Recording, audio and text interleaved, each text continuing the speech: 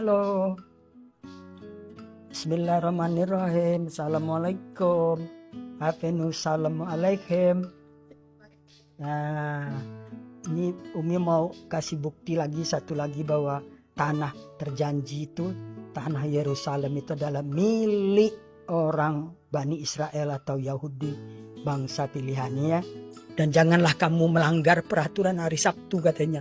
Hari Sabat, bukan hari Sabtu malah disebut oleh di Quran. Janganlah kamu melanggar peraturan hari Sabat. Tahu-tahu dikirim rudal oleh Hamas. Ya Allah, ini orang Islam ngerti nggak ayat Quran sih? Oh, semua dunia berteriak.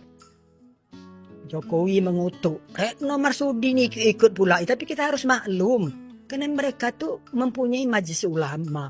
Majelis ulama itu membantu kerja mereka itu. Ini ya bukti nih.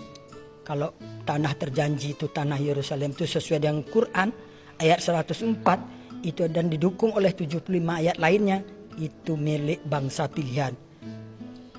Milik bangsa yang ditinggikan derajatnya dari bangsa-bangsa yang lain. Kata Quran, saudara-saudara terutama orang Islam dan juga umat agama lain, agama Kristen yang juga banyak juga membenci Yahudi. Percayalah, di dalam hukum itu keliru membebaskan orang bersalah itu lebih baik daripada keliru menghukum orang bersalah. Menurut Umi,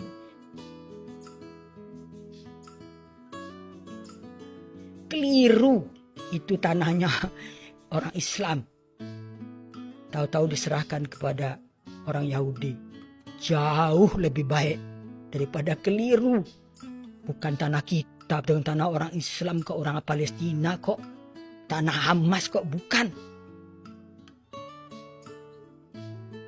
Itu diambil dari tangan orang yang punya hak. Surat An-Nisa juga ayat 154. Dan kalau mau tahu artinya nih, sertifikat dari Allah nih tentang tanah terjanji, tanah Yerusalem dan keseluruhannya itu adalah milik orang-orang Bani Israel atau orang-orang Yahudi. Dan kami angkat Gunung Sinai di atas mereka untuk menguatkan perjanjian mereka. Dan kami perintahkan kepada mereka, masuklah pintu gerbang Baitul Maqdis sambil bersujud. Dan kami perintahkan pula kepada mereka, janganlah kamu melanggar peraturan mengenai hari Sabat, dan kami telah mengambil dari mereka perjanjian yang teguh. Nah, yang maksud yang kami di situ itu Allah. Allah itu kata-kata kami memang bersifat ganda, berarti di situ Allah bersama para malaikat yang menyaksikan. Dan kalau menurut kaidah bahasa Indonesia katanya Allah menunjukkan juga bahwa Dia bersama membawa kita semua, dan konteksnya waktu itu bersama orang-orang Bani Terah Agung Bani Israel, keturunan agung, keturunan mulia menurut Quran, bangsa yang ditinggikan dari bangsa-bangsa yang lain. Dan ayat Quran itu berlaku terus sepanjang hidup, tidak ada waktu itu. Ada yang membuat kurung waktu itu, di masa itu mana bisa ngarang seperti itu ya.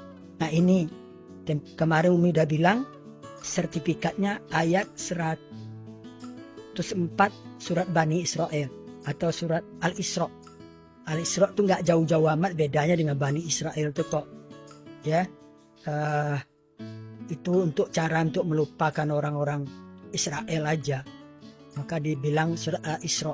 Tapi bedanya nggak begitu jauh, lihat aja di kamus bahasa dalam Al-Quran ini.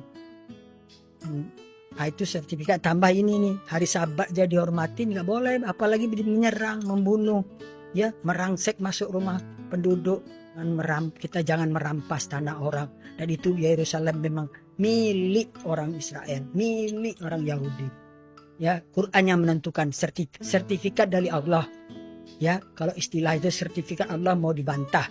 Sertifikat hak milik rumah Umi aja kalau dibantah orang, Umi bisa ngamuk kok, nggak terima gitu. Karena sertifikat cuma tanda tangan ini oleh ketua BPN aja tuh ya.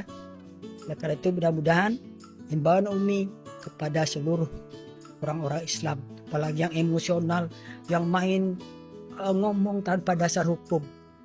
Allah pasti murka.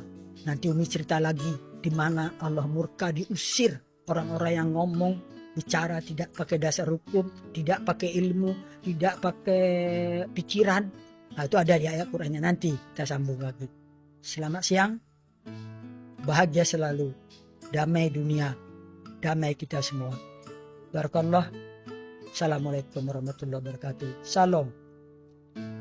Salam damai dari Fakta Israel.